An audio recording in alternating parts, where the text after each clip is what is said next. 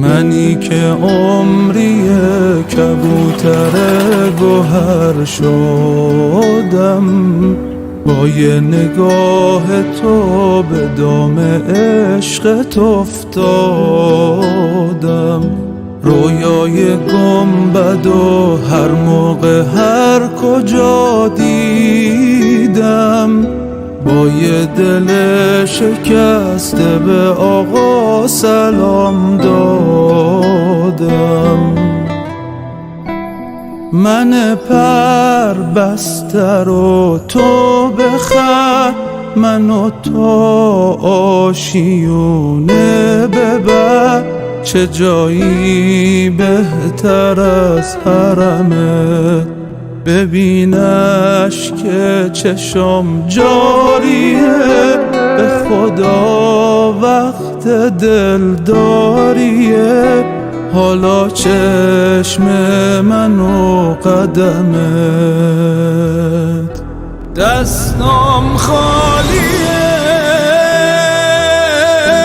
دستامو بگیر ایوه الرؤوف یار معلمی.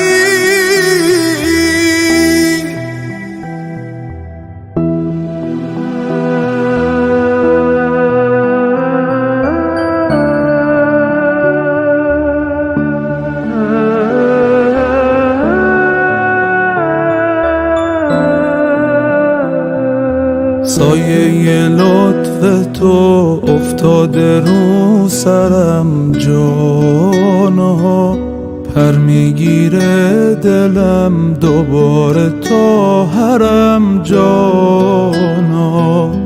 حالا که دورم از حریم با صفای تو، میون عاشقا اسم تو میبرم جانا.